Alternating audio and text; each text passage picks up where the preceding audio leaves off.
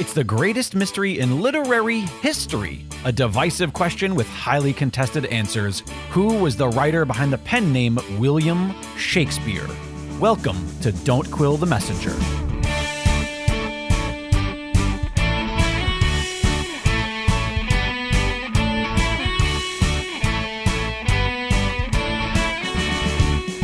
Here's your host, Stephen Sable.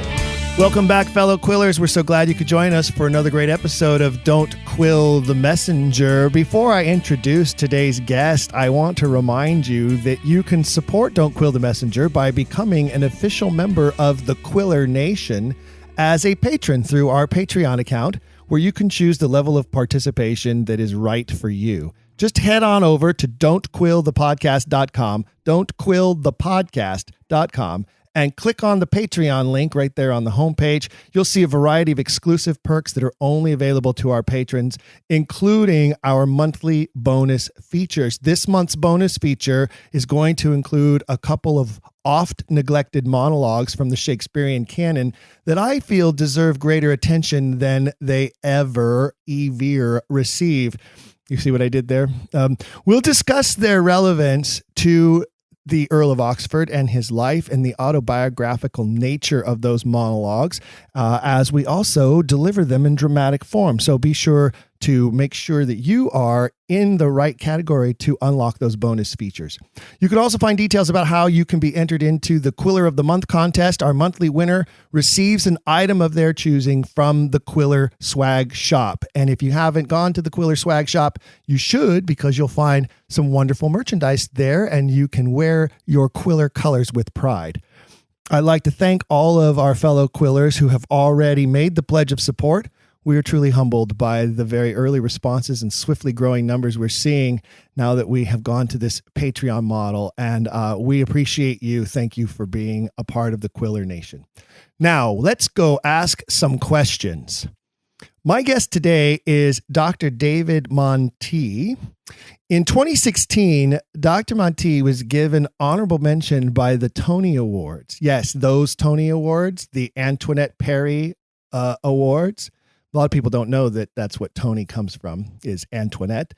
But yes, an honorable mention by the Tony Awards, man after my own heart, for excellence in theater education. He has directed and acted in more than 150 stage productions over the course of his professional and educational career. And he is also the author of a book with a very fun title.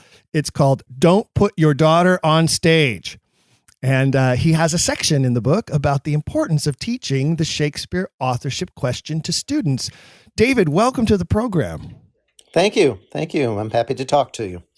So I want to, obviously, I've been a theater educator myself, and I love that you titled your book, Don't Put Your Daughter on Stage, because as theater educators, we know that the girls in the classroom outnumber the boys usually at least 2, sometimes 3 to 1, right? Right, yes. And as a theater educator, did you find it difficult to produce and stage Shakespearean productions because of the minimal amount of female roles as compared to male roles? Well, that has been a challenge. And, during the time I was teaching, I'm recently retired from it. But during the time I was teaching, I directed about half the canon. And what I did was, or what I decided to do was, instead of just applying kind of a gender blind approach to it, I would take a script and I would find definitive reasons based upon where it was set and what I decided to do with it in terms of bringing out the themes that I wanted to emphasize. I would choose certain roles, key roles, that I thought would work with a female playing them within the context of the mise en scène I created with the production. So that's how I approached the problem. And usually I could find several of the key roles in the show that would work just as well, if not better, with a female in that role as opposed to the traditional male playing the role. Did you ever produce a production of Hamlet with a female Hamlet, a la Sarah Bernhardt and, the legends of old? I had read about it, of course. And interestingly enough, I just saw one of our alums do a play, and my old brain, the title escapes me. In the last couple of years, I saw him do a production on Broadway that was specifically about Sarah Bernhardt playing Hamlet. Do you know the title of the play I'm talking about? I sure don't, but I do know that the great Sara, as she was commonly referred to, did perform the role all the way into her 70s, if I believe is accurate. I can't imagine a 70-plus-year-old woman playing Hamlet, but I sure would have liked to seen it.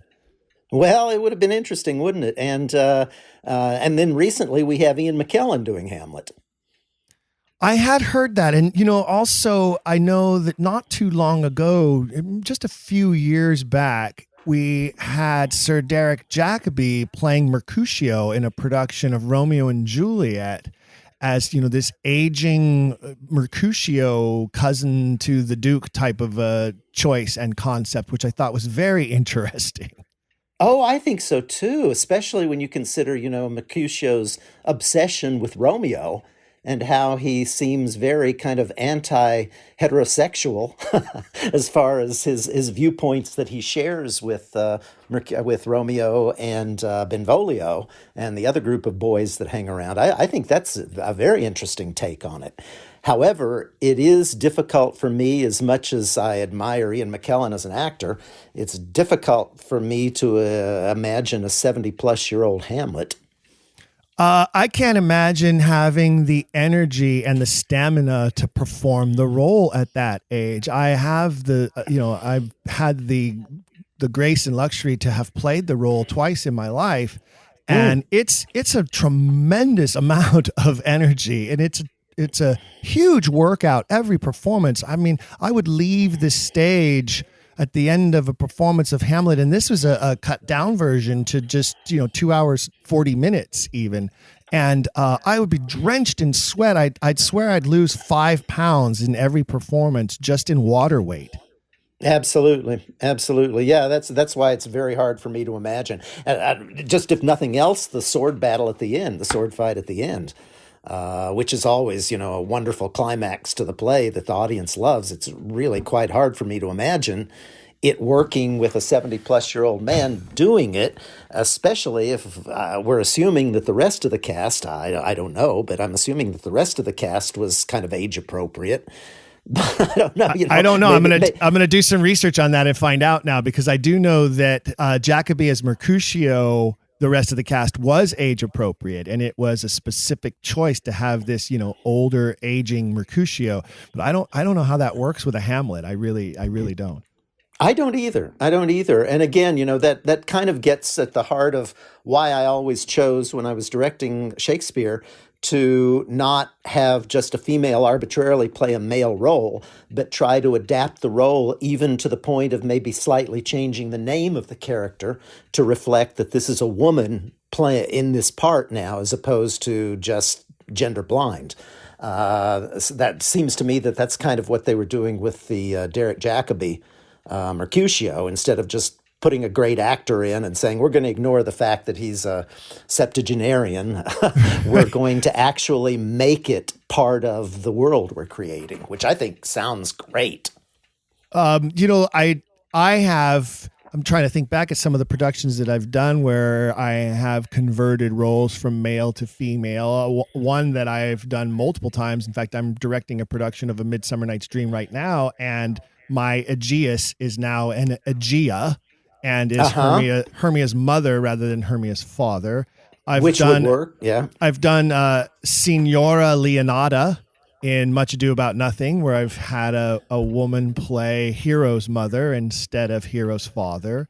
Right. Those parental roles seem to be pretty fluid when it comes to making those kinds of decisions, even in plays that are set in a very patriarchal society. I think it still works, even in a classical production, without having to conceptualize the play. Right. Can you give me some examples of roles that you Well, have I converted? remember, for instance, Coriolanus lends itself very easily to that because depending on the age you set it in, because the senators can be women, some of some of even the soldiers can be women, depending upon what world you set it in and the kind of thing you create with it. And I know that, like in Love's Labour's Lost, Moth is very easily played by a woman. The two pedants in Love's Labour's Lost, one of them can be, and we did this, one is a woman who's completely enamored with Holofernes, the academician, and hangs on his every word. But yeah, you can find a number, I would think, of roles, measure for measure. The Duke's assistant, I forget his name now, that begins the play, his advisor, his counselor, we made a female. And those things, those are roles that aren't involved in any kind of sexual politics or gender politics or anything like that, that depending, again, on the world you set it in, you can easily make them females. Now, if you do Coriolanus in Roman times, it becomes a little more of an ask for the audience to kind of forget about the fact that it's a woman playing it. But if you set Coriolanus in modern times in a Balkan country or something like that, then it's easy to change a lot of those roles to females. I produced a dystopian version of Coriolanus, and though it was a male playing the title role, I did exactly as you said. Like the senators were women, some of the soldiers were women. And that was a real easy ask of the audience because it was, sort of this post-apocalyptic world. Right. Yeah. I can see that. I've even considered doing sort of a dystopian version of Othello and having a woman play Othello. And I think that could possibly work out really well as well. Well, one of my former students, Jessica Williams, played Othello under Ethan McSweeney's direction in Virginia recently. She played a female Othello, and I guess to quite wonderful notices and reviews. So it had to have been a conceptualized production, though, right? Not classical, not set in its original time period. Well, the pictures I've seen from it look fairly traditionally Jacobean. So, I don't know if they made much of the fact that she was female or whether, the haircut she had and the way they styled her and the way they dressed her and everything else simply de-emphasized the gender completely. She's a very strong actress. So I would have loved to have seen the performance because I think she's certainly capable of handling the language extremely well. And like I say, the reviews were quite good. I know that NPR did a story on her on All Things Considered when that was going on. And of course, this was about the same time when there was quite a to-do about Ethan McSweeney not having some issues in the theater he was working, the Blackfriars Theater. I think it was the Blackfriars Theater in Virginia. And I know that Jessica, it was about COVID protocols. And I know that Jessica actually gave up her Actors Equity membership in order to do Othello because they couldn't reach an agreement with Equity that would satisfy them as far as COVID protocols for that production. And this was back when COVID was first breaking in the spring of 2020. Sure, it was a very difficult time for theater artists and theaters in general to try to navigate around and about to the best of their ability while trying to maintain the highest level of safety for all involved, including actors, but also to, not let the craft and the art form wane and fade away in a time where we're already at risk of seeing live performance in danger because of all the digital stuff that is available that's out there that's being thrust at people every single day, So I admire her for making that very difficult choice and choosing her art above whatever politics may have been involved in the decisions at the time. Yeah, it was certainly. I think it was certainly tough, and I had mixed feelings about it when she was sharing the information with me. But I guess, I guess at this point it's a bit moot because, as you of course know, equity pretty much threw open its doors about 6 months or so ago, and now I guess if she chose to, she'd be welcome to join right back again. I would hope. I would hope that anyone who was forced to make a tough decision and maybe give up their card for a while will not find that there's any kind of stain or smear upon them for making that choice, and that the union will welcome them back in with open arms. I would hope that that's the case. I would hope so too, and I would probably think in terms of the monetary situation right now with the theater in general, professional theater in general, and union theaters in particular, struggling against non-union tours and everything in the country, that they would welcome talented and professional people as much as possible into their union, dues-paying people as much as possible into their union. Well, unfortunately, as you and I both know, politics does find its way leaking into the world of entertainment more and more every day. And, it becomes a difficult road to navigate. Speaking of politics, is another production that I have seen and also endeavored to cast as gender blind has been Julius Caesar. Out in the Oregon Shakespeare Festival, they did a Julius Caesar and specifically chose Caesar to be a woman. Mm-hmm. And it received very mixed responses. I think part of it was because I don't think it was very well directed. Right. But also there were issues with a group of what was mostly male senators stabbing this woman to death in front of the audience, and it created another level or layer to the play that I don't think the author intended, and was meant to be specifically a political statement about women in politics, and I don't know that that was ever an intent or a theme of that play. Right. And one would only hope that somebody who is directing the show and makes that choice, which I think, Julius Caesar lends itself pretty easily to those kinds of choices. But I would hope somebody who's making that choice would have the foresight to consider what the responses might be as far as when you reach that moment in the play. Because, I think that sets up resonances that are certainly beyond the scope of what the play is really dealing with. Well, in educational settings, I've cast the show as basically gender blind. I've had a female Mark Antony in a mixed gender production of Julius Caesar, but I've never had a female Caesar in a mixed gender production. I did once stage a production, however, that was an entire female cast of Julius Caesar. And that went very well and was extremely well received by the audience. We did that. I was the artistic director of the Redland Shakespeare Festival at the time, and we did what we called the Season of Gender. And we did an all-male version of Taming of the Shrew, an all-female version of Julius Caesar, and then a mixed gender version of Love's Labour's Lost. And we gave the audience that experience of, well, here's what it would have been like in Shakespeare's day when women were not allowed to take the stage. Here's what it looks like when we reverse that and men are not on the stage. And here's what it looks like when we combine them together and cast gender specific appropriate. And how do you feel about it? And we had, we did some panel discussions and let audience members ask questions and talk about, their experience and how they felt about all male, all female, or mixed. Of course, everyone, mostly to a man and woman, said that mixed is best. But one of the things we found about an all-female cast, and I'm pretty sure if it were an all-female cast of any production of Shakespeare, it would have been the same.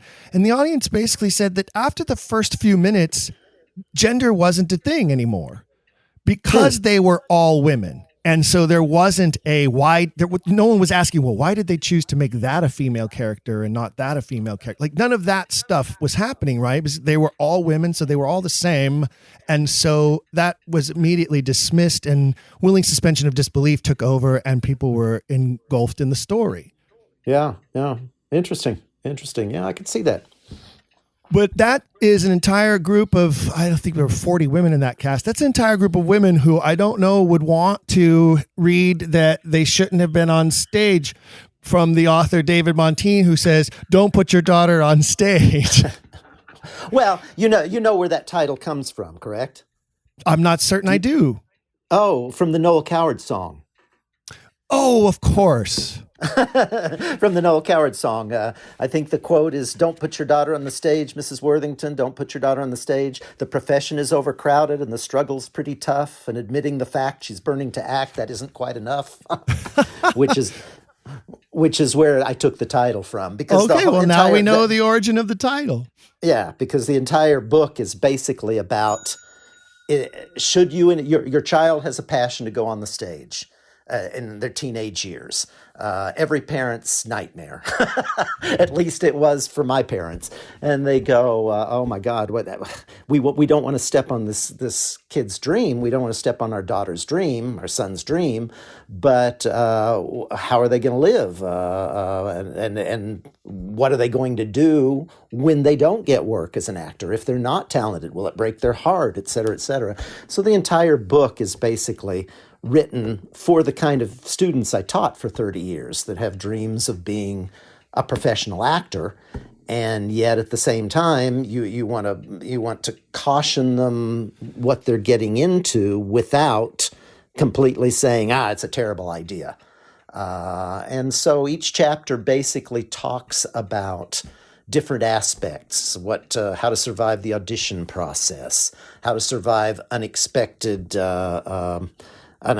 turns in your career, how to deal with the 90+% of the times when you're not going to get what you want, how to deal with the fact that your career is never going to be like most careers used to be anyway, where you start at the bottom and slowly work your way up. I mean, I have a number of former students who got a television show basically right out of college where they were playing a starring role, and then when that television show ended, they didn't work for years and years, So it's a tough profession, and as you well know. And so basically the whole title of the book and the whole thrust of the book is, so is this what you really want to do? What should you do with right. What should you do with your child that says that they want to do it without saying, oh, that won't work? And it's a fine line that teachers, I'm sure you know, it's a fine line that teachers walk, especially teachers who have a background themselves in being a professional actor. How much should I tell them? It's very true. Them? And it is, and as an educator, you don't want to discourage them from pursuing their dreams, and you don't want to deflate them. But also, there is an obligation to teach truth. Absolutely. And to share the real stories, especially if you, as a performer and director and producer, as anecdotal as many of the stories are, those are part of the. I think that aspect of you or me or any other arts educator who has also been a performer and an artist in the field, I think that's part of the richness we bring to the table as an educator. And so I think we have an obligation to share, I don't know, say horror stories, but definitely reality in large doses where necessary. Oh, absolutely. Forewarned is forearmed, I like to say. And I think, if you have a passion to do this, by all means, pursue it. But don't go into it blind thinking that this is going to be easy, or that you're not going to have to make some real hard choices and some difficult sacrifices, particularly when it comes to a quote-unquote normal life with a normal relationship and a normal family. I used to have a teacher when I was in grad school that said, anybody, if you've got any talent at all and you've got a little bit of good fortune, You can make a living as an actor, but you're not going to have a solid and secure home base. If you have to be ready to move all over the country to where the work is, and that in itself is a pretty tough thing to do.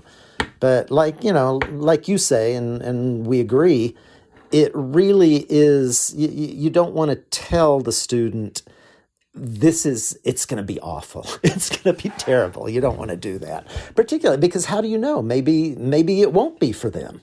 And so teaching acting to young, talented people is tough. And you have to kind of also let them in on the fact that no matter how talented you think they are and believe they are and how and confident they are about their own talent and abilities, good fortune plays a heck of a big role in whether you're successful and can sustain a career in the theater or not. It's true, and it's this combination of nurture and nature, right? I mean, absolutely. I think, or vice versa, perhaps, if you're born with it and then you are able to find the proper training and you work really hard and you do the work and you learn the skills and you make the sacrifices, as you say, and you strive to get there. I mean, there are tons of stories like that, just as there are also stories of very famous artists who were told by an educator, go home, give it up, quit. No, you're not any good. You're not going to make it here. There's the famous story of Robin Williams being kicked out of Juilliard. There's the famous story of Clark Gable's high school theater teacher telling him he had no future. His ears were too big. Get out. So we learn absolutely. those along the way, and you don't want to be that educator. But you hope, I think, I don't know about you, but I always hoped that, someday, well, you are closer to a Tony Award than I think I will ever be. I always hope that maybe someday one student of mine might show up at the Tonys and actually mention me by name and thank me for having helped them get there. But look at you. You've been mentioned by name at the Tony Awards, and I have to admit I have some envy, sir. Well, back to what you were saying too. That's nice of you to say, but back to what you were saying. I mean, it's hard for an actor, a young actor too, to understand that at the same time you're encouraging them to be open and vulnerable and be willing to put kind of an inner life and inner emotional state out there night after night after night, and embrace it. As I always tell actors, if you're doing it right, it doesn't necessarily feel good all the time. Indeed. You have to dig into places in yourself that sometimes are fearful to confront, but that's what the audience is there to see, and that's what you're there to share with them. But at the same time, you're saying that, open up, let your guards down. You're also saying, but when you get into the world of the business of it, you're going to have a pretty tough hide to deal with the disappointments. So it's constantly back and forth of saying, we need you to open up and let us in. And at the same time, you're saying, yeah, but you can't open up and let us in to the point where you are so needy in the business aspect of acting. Well, and it crushes people. And, there are also, too many stories to count where people have been destroyed by it and fall into patterns of addiction and abuse or depression or other problems and difficulties because of that amount of pressure and because of that dichotomy of being so vulnerable but also having to have tough skin. Right. And what I try to say, too, in the book, and what I try to give the assurance, because this is after 30 years of seeing these 16, 17, 18-year-old students who are just so fresh and open and eager, is that, and talented, is that you don't have to feel like it's a failure to decide that this is not the life for you. And it doesn't take away from how talented you are. That you may find that you don't like putting yourself out there, that you love the theater and you love acting, but you don't want to go to some of those dark places sometimes to find those performances, or you don't want to survive all of that disappointment week after week, month after month, year after year. And if you decide that that's not what you prioritize a marriage or a wife or a husband above that, you don't need to feel or shouldn't feel like, oh, I didn't make it. I wasn't good enough. You can embrace the strength of the choice to say, this is not the life that I want. And you don't have to sacrifice your passion for the art either. I mean, you don't have, I'm sorry, say that again. You don't have to sacrifice your passion for the art. Exactly. Nor do you have to stop engaging in the form of art. Exactly. There are a lot of people who love to paint, but they're not having showings at local galleries. You know what I mean? Yes. And that's something that I've also tried to share with students throughout my career, as well as, you might discover that you like to eat. You might discover that you like to have a reliable roof over your head, which a lot of actors tend to not have. And so you decide a different career path, but it doesn't mean that you give up your love for the craft, nor does it mean that you have to give up indulging in that love for the craft. There are theaters for every age and every level of ability in our wonderful, beautiful nation. And you can find a place to play if you want to play. Yes, I'm totally in agreement with you. And, that's sort of where I landed. My mother wanted me to be a lawyer, as a matter of fact. And me too. No, that's seriously, I wanted to be a lawyer myself. And I didn't want to admit that, I want to be an actor. And one of the first roles I played in high school was Henry Drummond in Inherit the Wind. Oh, wow. Awesome role. Yeah. And I went, hey, something, this is pretty cool because I can be for 2 hours one of the greatest lawyers in American jurisprudence and not have to go to a single year of law school. So that's kind of when I decided, maybe this acting thing is a little better than the idea of being a lawyer. And in fact, I think I would have, in retrospect, been a terrible lawyer because, as I like to tell people, I think I care too much about justice to be a lawyer. I think I'm right there with you. In high school we had what was called mock trial, and I was a award-winning prosecutor for our mock trial team, and that was one of the things that led my mother to push me towards going to law school. But I realized very quickly that I didn't have the interest in it to do all that book study that you have to do to learn the law, and B, I was discouraged by how often justice is not truly served and how the system works. And so I said, I just can't commit my life to that.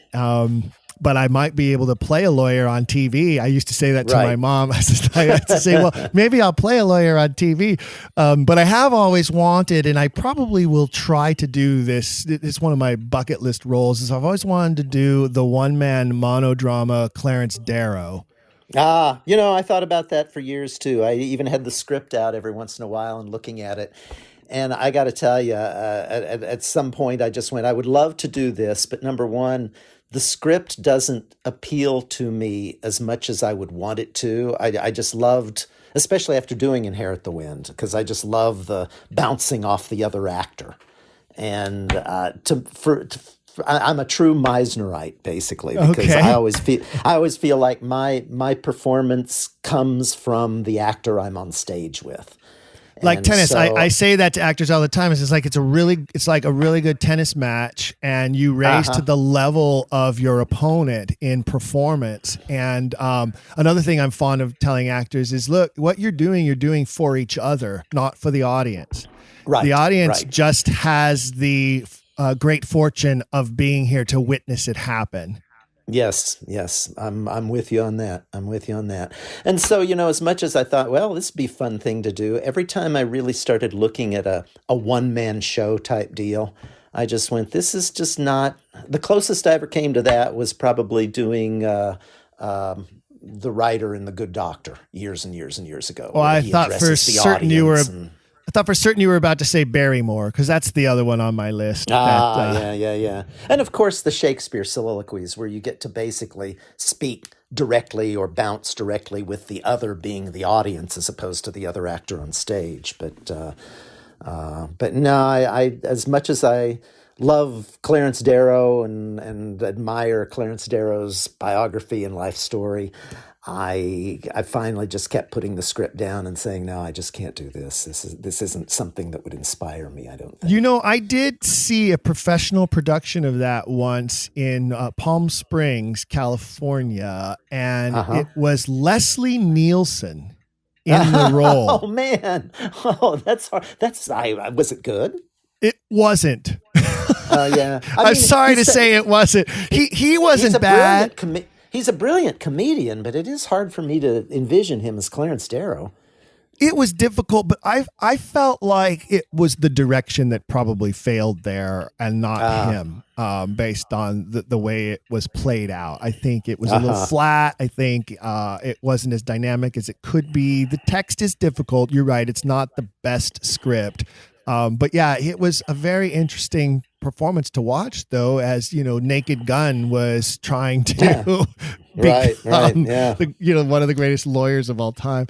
So very interesting. So what would you say is an aspect of your book that would surprise us to read it, that would be different from other books that talk about the nature of the business and how to go through the process?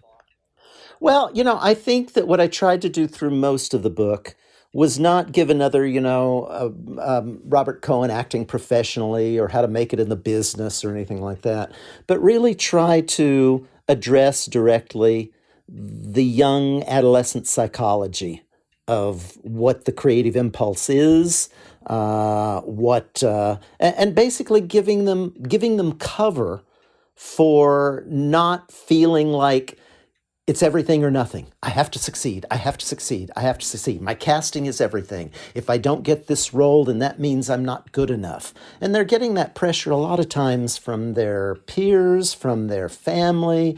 I know I taught students a long time that would call home and say, I didn't get this role. They got a good role in the play, but their mother would be on the phone to me saying, what is she just not good enough? Is that why she didn't get this role?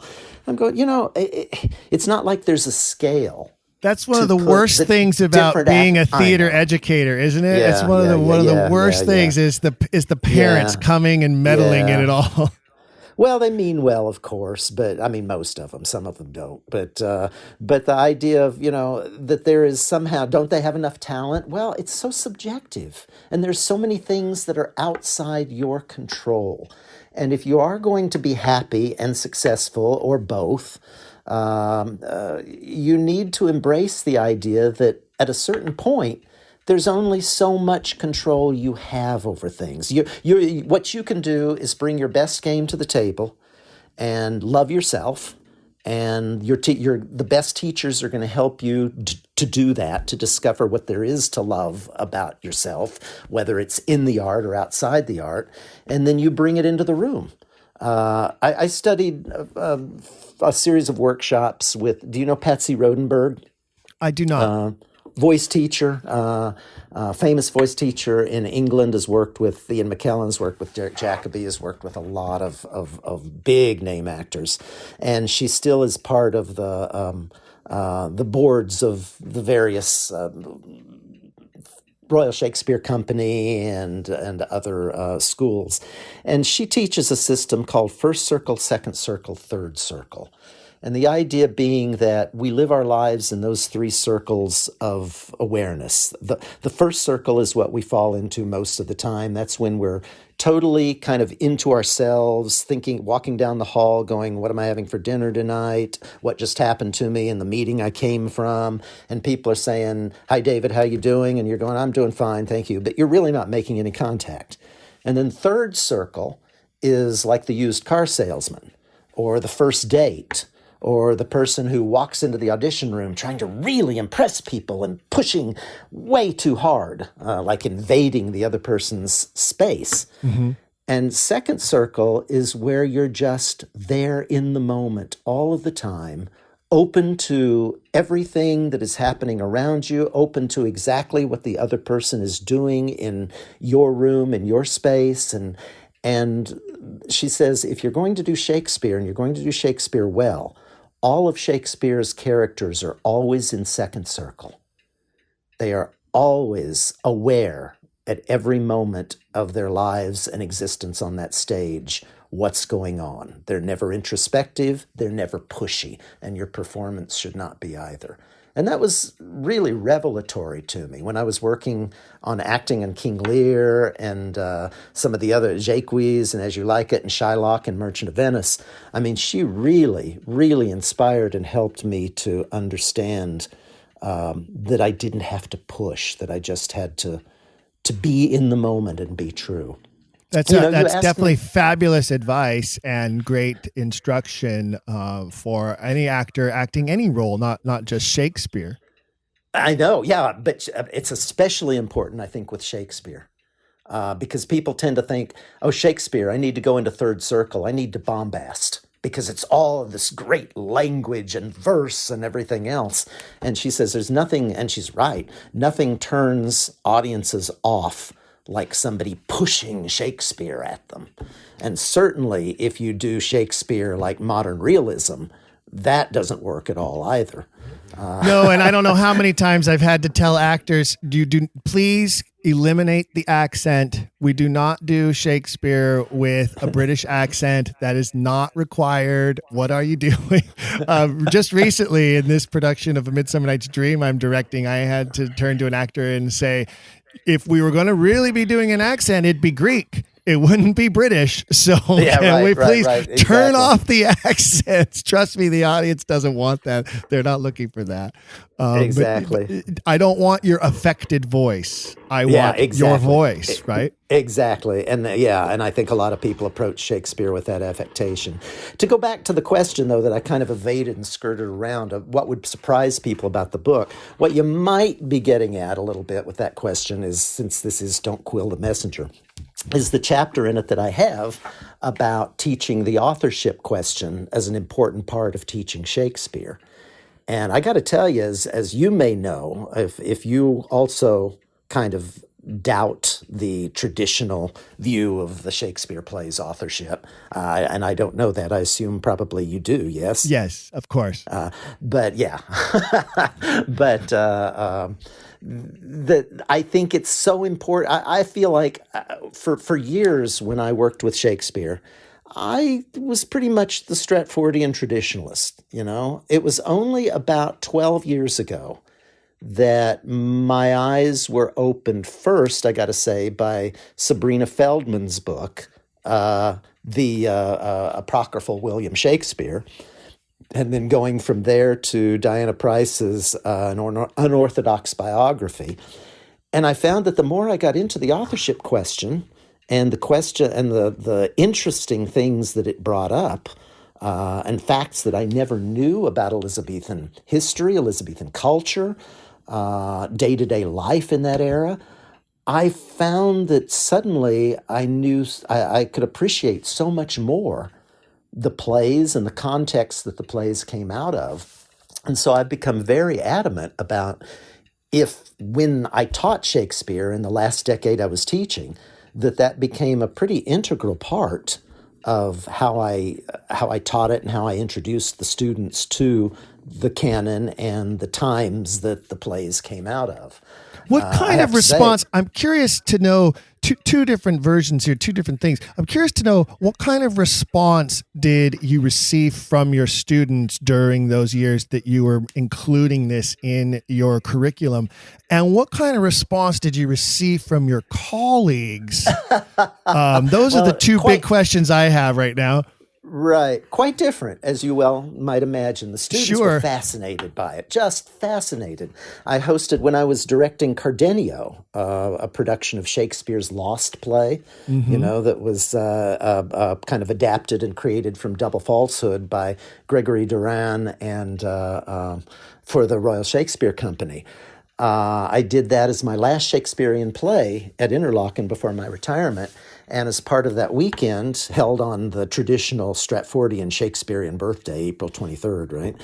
I hosted a Shakespeare Authorship Symposium where I had Sabrina Feldman come in and talk with the students. And I had Richard Joyrich from Detroit, a medical doctor who I know him well. Yes, I know Richard very well. Yes, came in and he did the De Vere theory, and of course Sabrina Feldman. Basically, she stuck mainly to the doubtful plays of William Shakespeare and a little bit about Thomas Sackville. And then I had a traditionalist, Scott Harmon, who's a doctoral student, actually, and a former colleague in the summer program of Interlaken, come in and attempt to refute them. And as a result of that symposium, virtually every student in the department signed the document. The Declaration of Reasonable Doubt. Yep, yes. The Reasonable Doubt document. And we framed it and put it on the wall. So the students absolutely adore these questions, and they adore what they learn.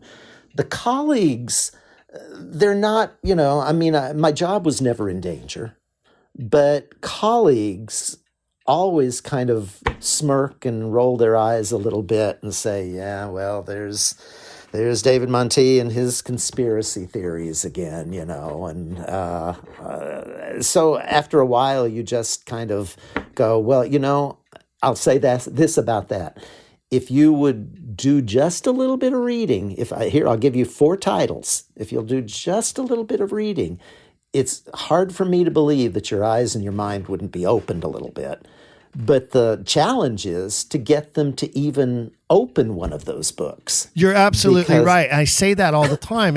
And when I end up in some sort of a debate with a traditional Stratfordian, and I always say, because I definitely am an Oxfordian, and I say to them, well, here's the difference between you and me. I know everything there is possibly to know about your guy. You don't know anything about my guy. So why not do a little bit of reading about my guy, and then let's have a discussion. But until you know as much about my guy as I know about your guy, we really can't have this discussion. Yes, absolutely. I'm totally with you. Totally in agreement. And it's so frustrating, isn't it? When people just say, well, yeah, you can go ahead and believe your conspiracy theory if you want to. And then, of course, they ask, well, do you direct your plays differently because of it? And I say, well, yes, but I couldn't actually put my finger on. It's not like I look at De Vere's life and say, okay, I'm going to take this incident in De Vere's life and really cram it into my production of Winter's Tale or my production of Othello. What it does for me is the same thing that when I direct Streetcar Named Desire, knowing about Tennessee Williams' life feeds into how I approach that play. And I've used that same example before myself. That is such a great example because what a troubled life. And what a difficult lifetime and how autobiographical. In fact, I always say Tennessee Williams is Blanche Dubois. That's the autobiographical character of the play. And if you know that, especially the actress playing her knows that, then it brings such a different level of enrichment to the performance. Absolutely, Stephen, and also knowing about how Anton Chekhov felt about being a country doctor feeds into all of his doctor characters and makes you understand where Astrov and Dorn and all of those physicians in the Chekhov plays are all about, and his understanding of the people of late 19th century Russia. Just like when you direct a Pinter play, to read about the fact that when he was a child, his backyard was bombed in the London Blitz, and he walked out one morning and his entire block was craters. And I go, well, that certainly explains a lot about that hidden menace and hint of imminent destruction in a lot of Pinter's plays, too. And the Crucible. How do you really approach the Crucible without knowing at least a little bit about the House on Un-American Activities that play was basically inspired by? Right. So it's not like you have to say, okay, I want the audience to know that I am an Oxfordian, and I will write a long program note, and I will make sure that this scene is done this particular way. It's just like everything else when you direct a play. The more you know about the context that play came out of, the more service and good service you're going to be able to do the staging of it. Absolutely. I can't agree more with you. It's true that, and it's something that I've tried to say to other artists. When I'm directing a play, I'm in rehearsal, I commonly will refer to the author as the author. Right. And I'll say something like, well, the author's intent here was this, and we know that because this is what happened in his life, and this scene is reflective of this occurrence in his life. And I'll commonly have an actor turn to me and say, I never read that about Shakespeare. And I say, well, it's because you've been reading about the wrong Shakespeare. Right. Right. You've been reading about Shakespeare or you've been reading about Shakespeare as opposed to Shakespeare. Correct. Yeah. And once we get over that hurdle, and it's easier to get over that hurdle because the actor is already taken the hook now, because they realize that is informing their performance, and it suddenly makes more sense to them. The little changeling boy in A Midsummer Night's Dream is a tremendous example. And as soon as I explain that Titania is the queen and Oberon is De Vere and the context of this little changeling boy, like, it blows their brains open. And suddenly all they want to do is learn more and learn more and learn more. Right. Conversely, when I've talked to traditional Stratfordian directors and actors who follow traditional Stratfordian directors, you know what they commonly will make this comment, and it just destroys me when they make this comment. Well, what does it matter who wrote it anyway? Right. Yeah, I know. And then you go back to, well, does it matter that Tennessee Williams wrote Tennessee Williams? Does it matter that Miller wrote Miller? Like, how can you possibly say that as a student of this craft? Yeah. Well, there was a whole school of criticism in the mid-20th century about trying to get rid of biographical criticism completely, and the idea of you just take the play as it exists and don't try to put the author's life into it or anything like that. But the real problem with the Shakespeare thing and the idea that this lad from Stratford with the heavy Warwickshire accent wrote these amazing plays. What the big conundrum, the big problem for Stratfordians, for me, are the sonnets. I don't know how anybody can read those sonnets and argue that, well, they had nothing necessarily to do with his private life, and if you accept that, yes, they had something to do with the private life, then you have to accept the kind of mythology that here is this rural actor who business and entrepreneur, a loan shark, who was suddenly connected with an aristocrat to the point where he could publish sonnets that hinted very strongly at some kind of relationship that was not of the norm between classes of the time. How could you ever read those 154 sonnets and think that this guy from Stratford was the William Shakespeare that we revere and admire today? Well, it's one of the reasons why traditional Stratfordians tend to just dismiss the sonnets and push them aside as being unimportant, as just being a collection of little love poems and nothing to see here, nothing to see here. Just a recreation he was doing, just making up things, ridiculous. It's like, what other writer can you point to? I asked the Stratfordian, what other writer can you point to that just kind of, used nothing of his life in his writing? Just sat around taverns and listened to other people talk about their lives and then stole it and put it in his plays. That's just ridiculous. One of the things that I really appreciate about your section in the book about teaching the Shakespeare Authorship Question and its importance is you don't delve into, it was the Earl of Oxford, and here's why you need to know it was the Earl of Oxford. But what you do talk about is you approach it from an educator's perspective about the lessons it teaches students about inquiry and about critical thinking and these types of aspects of education and what we should be in the halls of academia trying to inspire in the minds of young people. And so I'd like you to touch on that a little bit, if you would, for the listeners, especially if any of my listeners out there happen to also be educators.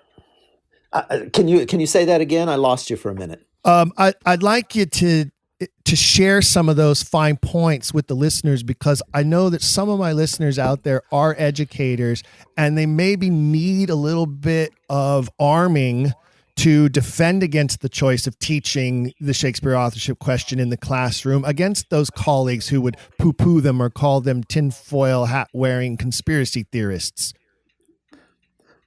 Well, boy, that's tough. Without actually going through the entire chapter point by point, that's kind of a hard thing to summarize for me. I'm a little lost in trying to respond to that. Well, what would you say would be like the chief most important aspect that students can take away from exposure to the authorship question? Well, I think basically in order to deal with the idea that it's extremely unlikely, given the circumstances of the age that these plays came out of, the age in which they were written, let's say 1580s through 1610. Or 1560s through 1610, depending on the scenario you want to hold on to there.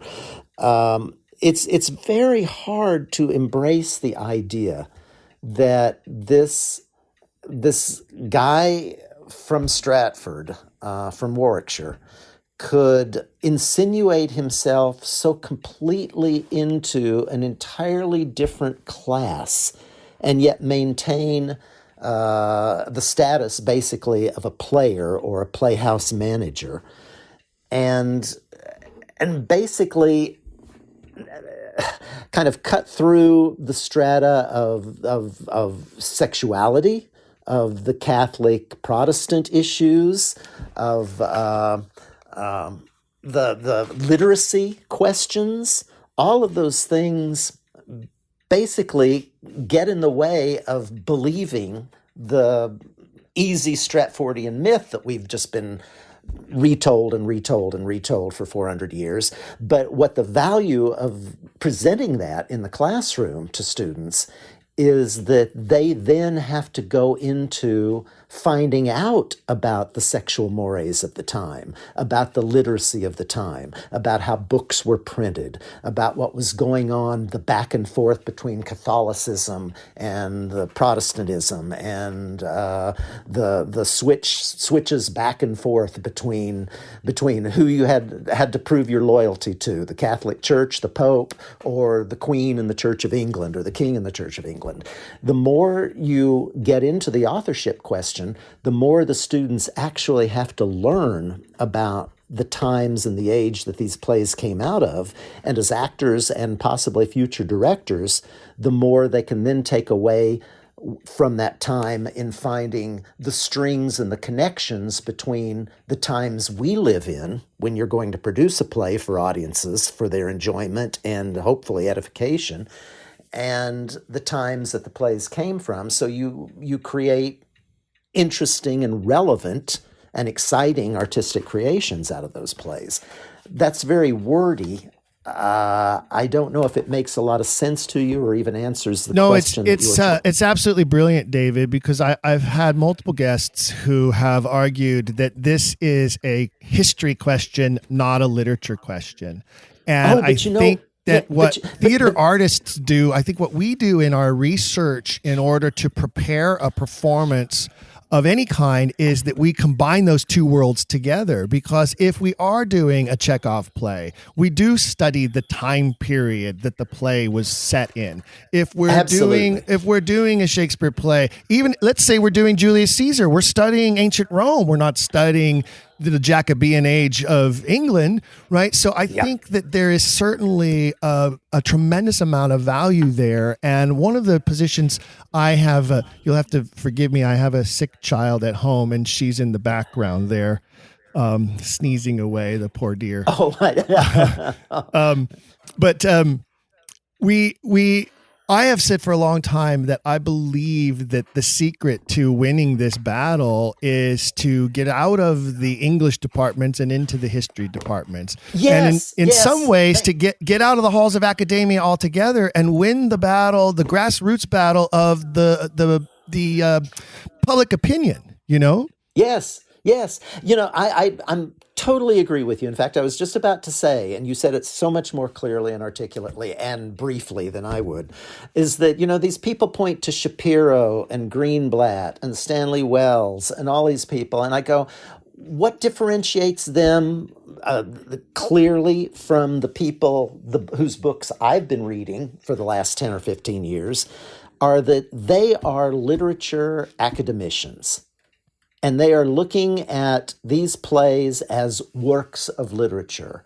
And the huge revelations that are coming about the authorship question and the things that really are bringing the plays to a new life, giving them a new life for a new readership, are the history professors, are the historians. They're the ones that don't have the axe to grind of, well, I'm a renowned chaired professor in this department, and I've won all these awards, and I've studied the literature of Shakespeare all my life. Yes, but have you really, really, really studied the history of the Elizabethan era?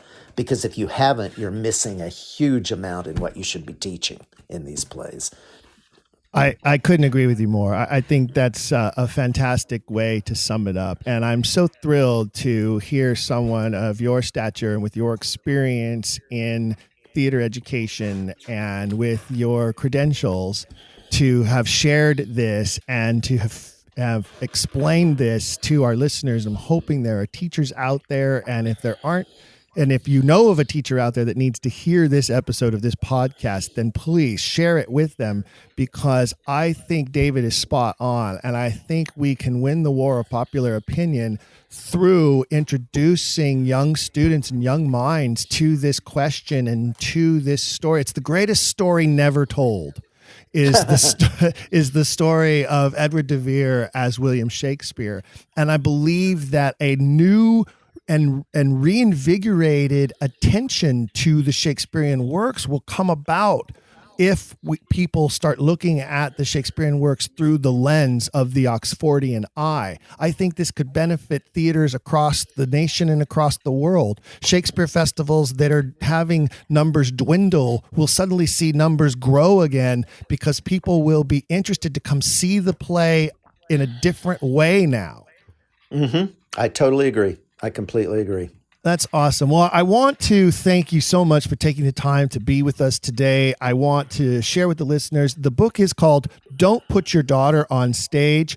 It is Dr. David Montee. That's spelled Montee, Montee. Look it up. You can find it online wherever books are sold. And specifically look for that chapter about why it's so important to teach the Shakespeare Authorship Question to young students. David, thank you so much. It's been such a pleasure talking with you. Well, thank you. And can I put one final plug in? Please. If they are interested in Shakespeare and my views on Shakespeare as actors, as directors, I also have an earlier book called Translating Shakespeare, a guidebook for young actors that they can also find on Amazon.com when they look for this other book. Fantastic. I'm going to look for that one myself, because I'm still consistently teaching young actors Shakespeare. So I will learn from a master. Well, thank you. I appreciate that, Steve. Yeah, thank you. Before we wrap up, I do want to remind listeners that one of the bonus feature ideas that we're planning here at Don't Quill the Messenger is watch along movies. That's where I tell you the name of a film that we're going to be watching, tell you where to cue it up to, and we push play at the same time, and a guest and I give commentary about that Shakespearean film. What I'd like listeners to send me is their suggestions of which film should be the first film in the watch-along series that we're going to be creating. Should it be a classic, like, say, Zeffirelli's Romeo and Juliet? Or should it be one of the more iconic, more recent films like Branagh's Henry V? Or should we go into an even more recent one, such as the modern modern Much Ado About Nothing that created so much attention not too long ago from, I can't remember the director's name now. It's gone out of my head. He's the science fiction guy, actually, but it'll come to me. Send me the email. You'll know who I'm talking about, folks. But send me an email with your suggestions on which film should be the first in our watch along bonus feature series. And also any other bonus feature ideas or requests you have, send them to contact@don'tquillthepodcast.com, contact@don'tquillthepodcast.com. And don't forget, you can access those bonus features by selecting the proper level in our patron section of our website. Go to don'tquillthepodcast.com. don'tquillthepodcast.com, click on the Patreon link, and you can find the level of participation that is right for you and unlock some of those bonus features. I want to once again thank my guest, Dr. David Montee, for joining me and sharing with you, fellow Quillers, what I always say at the end of every episode. Say it with me out loud. If you're in the car, if you're in public, if you're wherever you're at, say it loud enough that people look around you and wonder what the heck is going on there. Here we go. 1, 2, 3. Keep asking questions. If you've enjoyed today's episode, please leave a rating and review in your podcast player. For even more, visit our website, don'tquillthepodcast.com.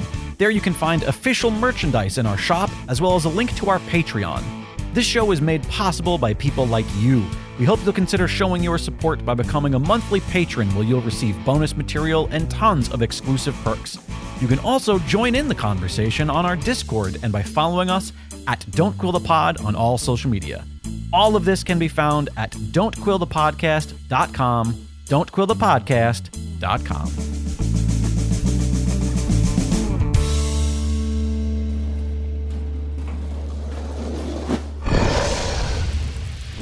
Dragon Wagon.